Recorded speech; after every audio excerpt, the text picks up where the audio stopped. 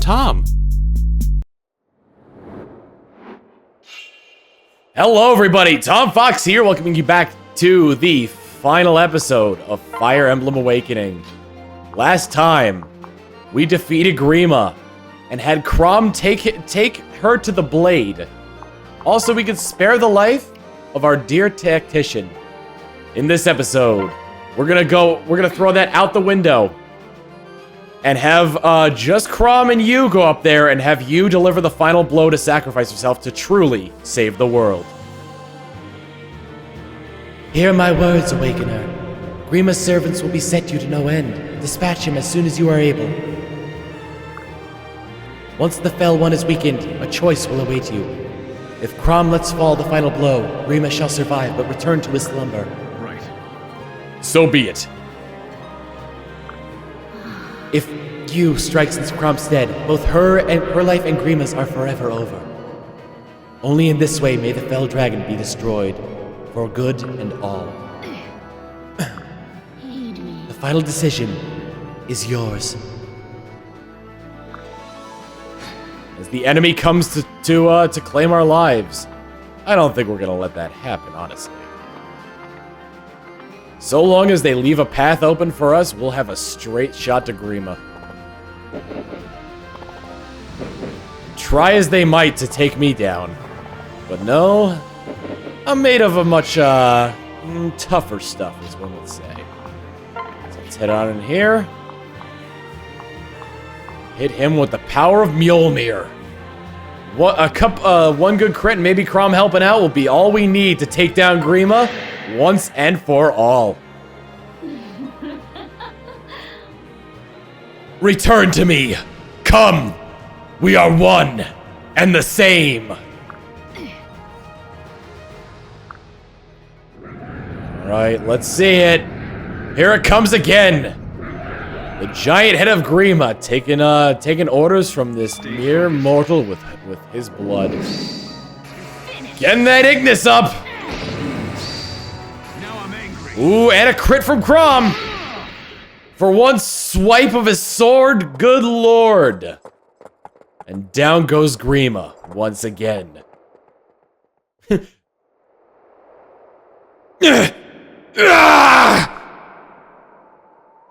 Right. Now you! This is our chance! I'm going to finish it! Let Chrom land the final blow? No.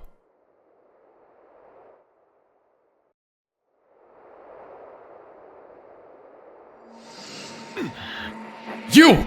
Wait, what? What? What are you doing? For once, I'm glad you and I are the same. Now I can give life to protect those I care for. What? You would not dare! Alright. I would and I will. The evils you would visit on this world are unthinkable. In some way, we share the blame. It's only right we meet our end together. No!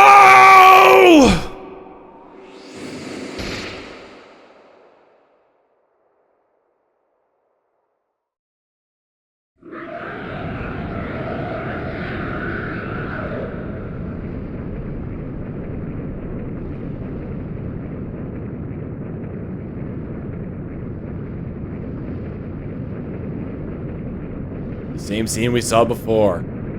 Of Grima and the avatar of Grima.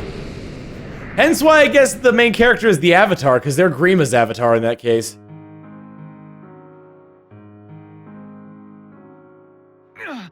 You! No! Thank you, Chrom, for everything. Tell the others my last thoughts were of them. May we meet again. May we meet again. Better life. In a better life. Wait! You! No! Oh, gods, no!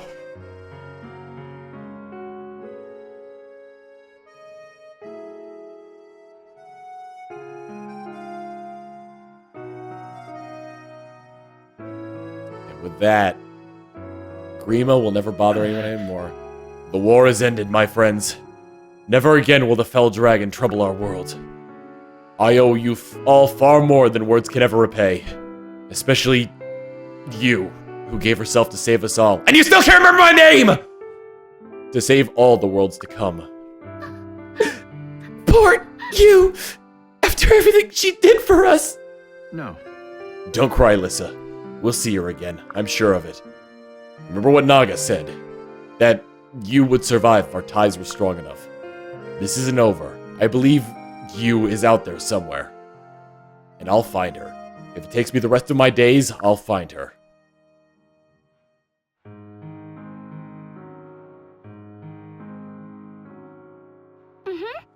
You're right. She has to be out there somewhere. We'll find a way to bring her home. Even if we have to search every open field in this whole stupid world. Ah. I believe the same, my prince. You is simply too strong to simply disappear. It falls to us to look after the realm until she returns. Yeah.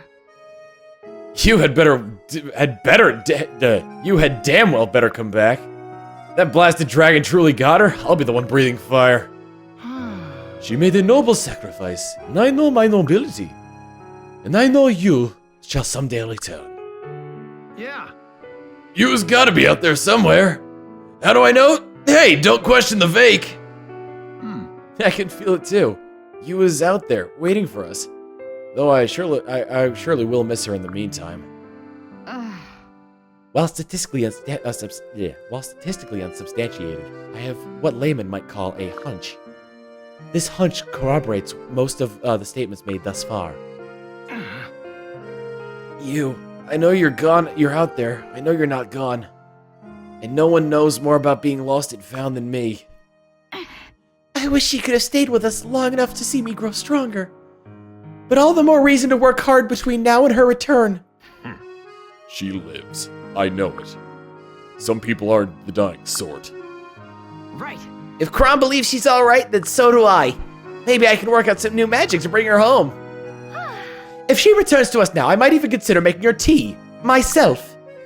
Do you hear that, you? Me! Making tea! You should be honored! Let us honor Yu's regard for her Warren. She was a true Tagwell. And a true Tagwell would not leave family behind. I feel she's out there. Huh. If Yu's anything like me, she won't check out just because the job is done. We gotta collect on all the sweet rewards, right? Too many times have I watched loved ones give their life for me. I must hold on to faith that this time will be different. Oi! You dare go, you daring to make, stop at that. Oi! You daring to make Gregor celebrate alone? Gregor not rest until he drink you on the table, haha. Yu's not gone. She's just misplaced. I'll wait 1,000 years for her if I have to. In Naga's name. Naga has always has a way of sending a ray of light even in the deepest darkness. May you find that light. She had better march back here and try again. I only send people off on my terms, or in a casket. There'll be one less set of eyes on me as I dance. It feels wrong. Please come back, you. Please be out there somewhere. Minerva says she still feels you is of this world. She also that she smells delicious, but that's neither here nor there. Hey, you! Everyone's dying to see you alive. We're sick to death of death. That reminds me of a good one. 2 resident, a wyvern, and a priest walk into a bar. We have won our future, but we are in debt to so many sad memories. Pray at least one of those sadnesses will be yet undone. Right. I swear my life and blade to defend this world you have won, you. Even if you can hear me, swear that you will help me do so. Right. She did what she had to. That's the mark of a true warrior. She'll be back. I swear I bet my sweet brown arse on it. Leave it to you to take responsibility for all of us. If she cared for us that much, I hope she knows how we still need her. Thanks to you and the others, I was able to change. And I've got more changing to do. I want you to see it. You've done so much for me and my many, many sisters. You're an extra special customer. I hope we meet again. I feel a soul straight and true. I feel a soul straight and true, the pulsing in the darkness. The hero will return. No tears today. I know she'll be back. Let's have to wait and try to smile. I won't cry. She'll be back. I know it. In the meantime, I'll write the finest song about her that ever was. I'm glad for our victory, but I wish it didn't mean us so sad a farewell. I still have so much to learn. Come back and teach me. Now I know what it really means to be a hero. But heroes always come back to fight again, don't they? Fool, why did you sacrifice yourself? I refuse to accept it. Return you or face my wrath. She showed me that I have a future, that destiny can be defeated. We have to believe in we can alter destiny once more and bring her back. No. Mother, you can't leave me now. Not like this. I believe in you. Come back. All this death! No more! Please, you've got to come back! The world is a vast and full of potential unexplored. I shall devote myself to discovering that art which might reunite us. This can't... No, this is all wrong. She can't be dead. She's out there. We have to be patient and believe. This is all wrong. We can't just leave you for dead. I'll wait for her until the end of time for her return. You put others before herself. No one can question her character. But her work is not done. She is still needed here. Damn you! I joined this fight to meet my end, not secure yours! I'll chase after you to the ends of hell, and if you're there, well, I'll drag you back! Yes. How we died defines how we lived. This can be said of you. But I expect there is more pages yet to be written of a woman so near my equal. You. Come back. I need you. We need you. This world needs you. You. 'Twas a life lived grandly. But was it lived to its end? I trow you are meant for more. What?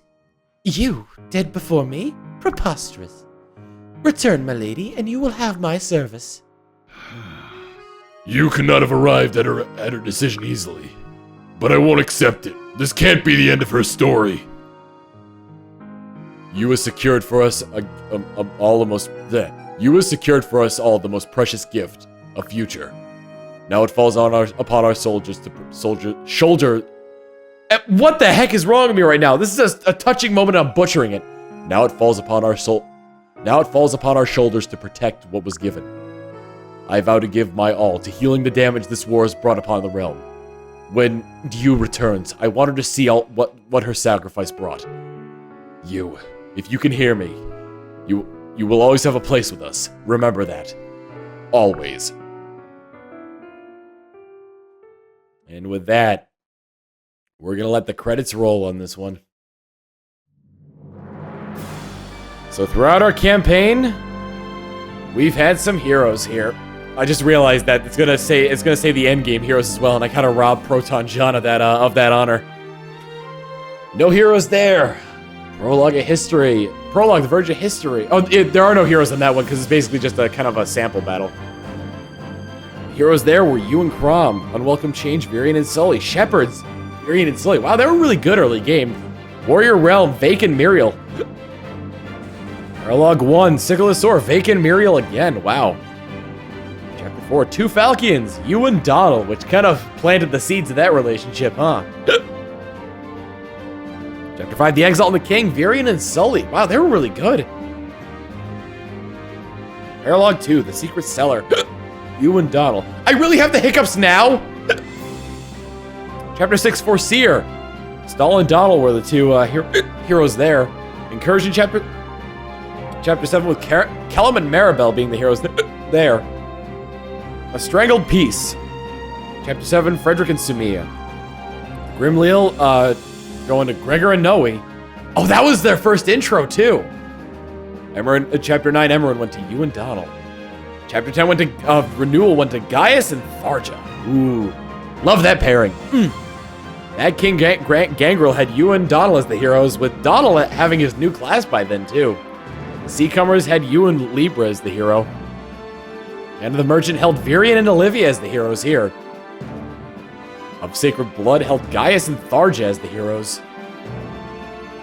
Flames on the blue head, Gaius and Tharja again. Man, they really helped out a lot there. Duel Disgraced, won by Kellum and Maribel. Whom I believe... Oh, that was Kiel. Disowned by Time, with Virian and Olivia taking the helm on that one. That was the... Okay, I gotta remember all these. That was Morgan. Chapter 15, Smoldering Victory goes to Maribel and Henry. Oh, I didn't do anything with Henry. That's kind of sad. Noble Lineage goes to Noe and Donald. Noble Lineage, Noble Lineage. Oh, I don't know whose that was. That might have been Owain, maybe? Wings of Justice, Sherich and Donald. That was Batman there. I can't remember his actual name. Ambivalence going to you and Tharja. I think Ambivalence was Brady. Daughter of Dragons was Na, going to Lissa and Gregor. Scion of Legend. Oh no, Scion of Legend was Owain. The other one I think was Brady. A Man of Flowers, that was Inigo. A Shot from the Dark, You're to Blame. I don't remember who. Oh, Cynthia was the hero one. That's right. A Shot from the Dark. Oh, it's Noir with Brady and Cynthia holding the helm on that one. Shadow in the Sands was Laurent with Libra and Cherich.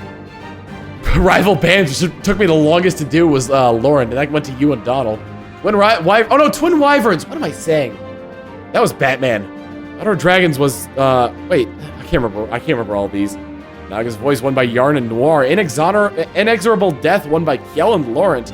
Good to see the children finally getting theirs. Sibling Blades going to you and Tharja. Red of Silence, a Paralog 17. Wait, did I? Red of Silence. What was that one? Frederick and Church. I don't remember. I don't remember what Paralog 18 was. The Conqueror, done by Chapter 19. The Conqueror, done by you and Tharja.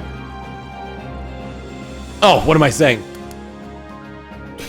The Sword of the Knee by Yarn and Noir was the heroes there. Man, all of these, like, this just brings back so many memories of the entire thing, and I'm just listing them all off here. You and Lucina doing their part. Anantiki. I did the Anantiki ones for the for their support conversations. Oh, that was the best. Dead King's Lament. Irreconcilable Paths. It's Yarn and Laurent. Oh right, these are the Dead King's Lament was Gangrel. Irreconcilable Paths was Wallert. A Hard Miracle was Emerin. Ghost of a Blade was Yen Fei. Wellspring of Truth was Aversa, and the Radiant Hero was Priam. An Endgame with you and Crum as the heroes in 2 turns. Robbing Proton John of... Oh no, wait! It would have been based on who defeated the most people, not who Oh, in that case, I think it probably would have gone to Aversa and Wallert then. And with that, we are at the game's end of the campaign. There's DLCs to do, but I don't think I'm going to do them in the Let's Play because I'm trying to keep up on here. After Grima's defeat, Crom was officially welcomed as Elise's new exalt. Queen Sully rode far and wide on his behalf. Her gallant and radiant figure, the envy of women everywhere. That's kind of funny. She's also a really, what is it? She's like a women's rights sort of deal. As Elise's new knight captain, Frederick took charge of keeping the peace, training new recruits. His wife Samia traded her lance for a peaceful stretch of pasture and raised a happy group of Pegasi. Honestly, I think she's better suited for it. Virian returned home to Roseanne. He was labeled a traitor and a coward, or else ignored entirely. Over time, however, Olivia's dancing managed to bring him back into the populace's favor. That's good. A lot of these are usually the same. So like with Virian, it's always going to be that he returned to Roseanne, and if he's married, it's always going to be that he returns to Roseanne and was rejected by everyone. And then it's going to be his wife who brings him back into the populace. Vake returned to the streets that raised him and was welcome as a hero and brother to all. He lived out his days with Muriel, whose sharp mind and tongue refused to be dulled by any change of scenery. Oh, Muriel. Always the sharp tongue in that one. No, we got that silver medal? Wow. So basically there's 3 medals. There's bronze, silver, and gold, and basically whoever does the best in each, whoever basically has the most victories, maybe battles, but whoever, I think is victories, whoever has the most victories will get a medal. First is gold. Stahl continued his service as an Elysian knight and led crucial missions across the realm. His scatterbrained charm complemented his wife Noe's constant quips, making for a happy home indeed. Oft forgotten Kellum. I should be reading their titles too, but you can go back and read them as you see fit. And Dire Damsel Maribel. After returning home to Themis, Maribel became a magistrate who demanded equal justice for nobles and plebeians alike. Her husband's name has been lost to history. Oh, poor Kellum. We got the gynophobe Lon'qu and the proud Tagwell Pan. Lon'qu returned to Regna Fox and served as Basilio's right-hand man. Pan had no problems with the cold winter and would often forage for snow herbs used in steaming pots of tea.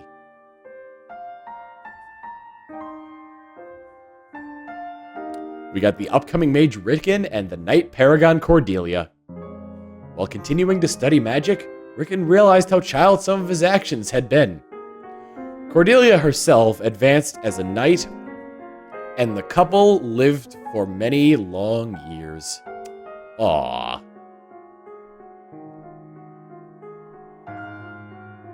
We got the candy stealer Gaius, and my favorite, the grim stalker Tharja. Ah, I love her so much. Gaius never lost his sweet tooth, though he ultimately returned to less savory enterprises. Meanwhile, his wife Tharja set up shop and hexed people for a living. The pair were said to get many odd looks. That's probably very true. Hex people for a living, I'm assuming to like cure them, not to do bad. The swell sword! The swell sword Gregor and the sprightly cleric Lissa. After the war, Gregor briefly sank into a life of excess, but when Lissa decided to travel world incognito, her worldly husband came along to keep the roads safe and the conversation lively. Well, that's interesting. Each one of those with the depending on who you marry, Gregor will always start off in a life of excess, and it'll be their wife who pulls him out of the gutter. Fetching Friar Libra and wyvern friend Church. Many an unfortunate child found joy in the small orphanage Libra and his wife built after the war. Church was a natural mother to the children, who were also quite fond of her wyvern Minerva. Well, hopefully there weren't too many, children eaten. Wow. Twisted Mind Henry, one of the only units that we didn't have marry. After Grima's demise, Henry made a cold, clean break with history, never to stain its pages again. Wow, so he just disappeared! Blade Princess Sayri. After returning to Chonsin, Sayri worked tirelessly with the other dynasts to secure a peaceful future for the Valmise continent. She was occasionally seen visiting her brother's Yenfei's grave. Even though we already have Yenfei in our party, even though it's not quite an actual Yenfei, it's a different Yenfei. The intrepid Khan Basilio. Oh, let me just clarify something here. Henry was the only unit I couldn't marry to anybody because I had already married them all off to other people. The only way I could have saved that with Grima done deed, Basilio returned to Ferox and applied for dethroning Flavia. If his army failed, he knew he could always wait for little Lucina to grow up and lend her a mask. Okay, basically, the only way I would have been able to salvage Henry's capability of being married was if I had Crom marry a random villager instead of pairing up with one of the people that he can. Con Lioness Flavia. After Grima was vanquished, Flavia returned home and did a marvelous job of whipping Regna Ferox back into shape. They say that each time a tournament drew close, she would ask Crom to lend his sword. Why not you? Oh wait. The Secret Seller Anna, another favorite of mine just because of how shrewd and cunning she is. Nary a word, Anna left the others and returned to her free-spirited merchant life. She was later sighted across the continent, haggling with suppliers and beating down the cost of goods. Oh, Anna. So good. Oh, here we go. We're finally getting into the children couplings. Chosen One Owain and the Secret Dreamer Severa. I guess what everyone was saying about her being a tsundere was right. Owain set off on a lengthy quest with Severa to stay his sore hand. Though Severa nagged her husband mercilessly, she also provided him much love and support. I feel really bad for having paired those two. The flower picker Inigo and Little Miss Na. I don't think I saw any of the other medals on people, now that I think about it. Inigo traveled the world, ever ready with a smile or a solution when trouble started to brew.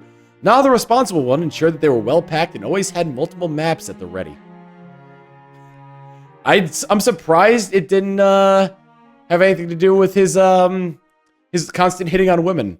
The daunting priest Brady and the hero chaser Cynthia. Brady left the priesthood to become the world's scariest violinist. I don't think that was a goal, by the way. His original rondos caught the heart of Cynthia, who insisted he played them everywhere he went as sort of a theme song.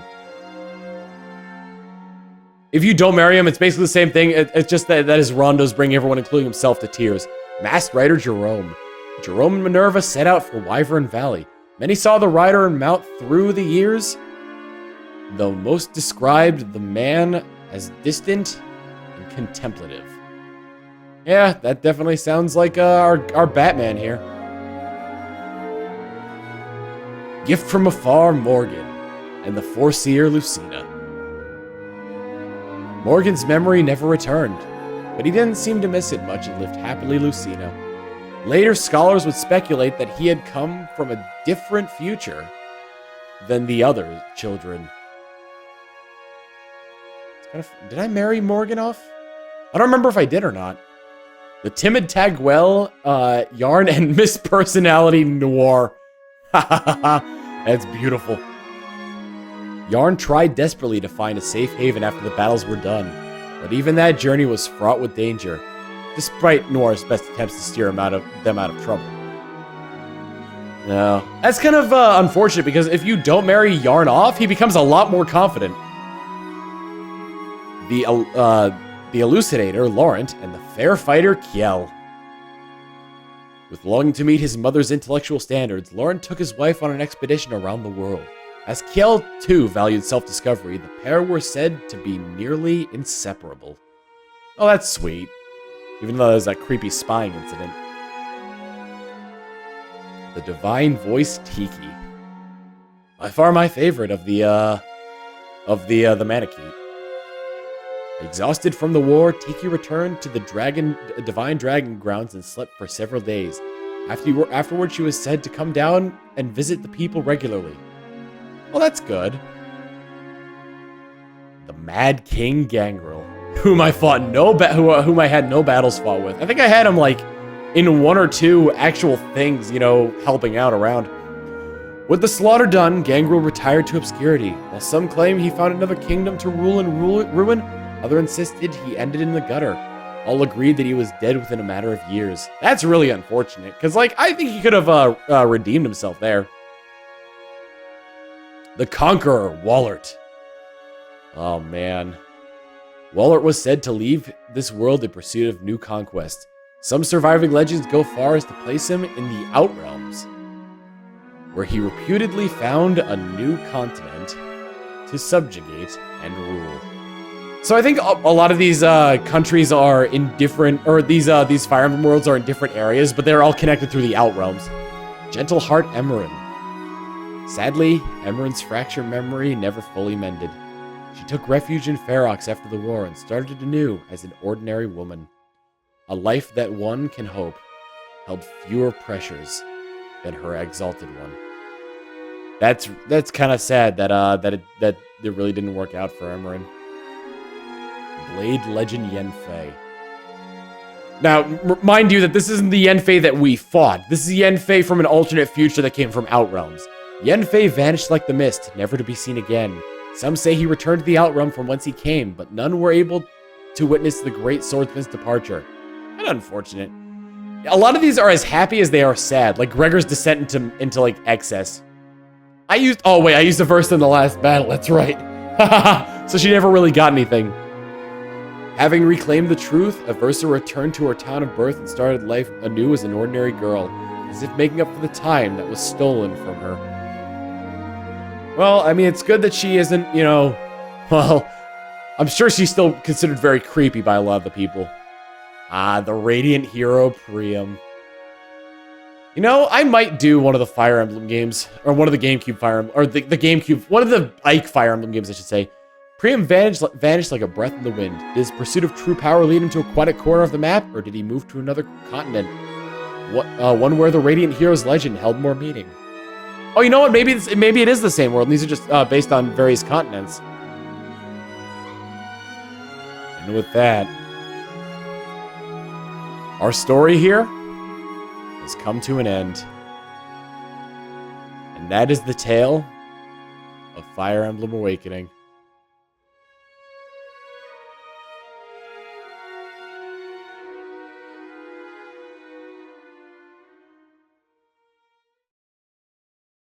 Crom, we have to do something. What do you propose we do? I don't know. I see you're awake now. Hey there. There are better places to take a nap than on the ground, you know. Give me your hand. I guess we're replaying I guess we're redoing the original thing. Welcome back. It's over now. Oh! It wasn't the first cutscene! Oh man, the village hero Donald with the bronze medal and the high deliverer, you. Many wrote of Yu's legendary exploits, but accounts of her origins and character vary. Scholars, poets, and bard agreed on one thing alone. She loved her husband Donald above all else. And with that, we are done with Fire Emblem Awakening. Thank you all for joining me on this, let's see, what are we on now? 107 part journey here? Anywho, who knows what the next Let's Play is going to be, but I do know one thing. I will see you all next time.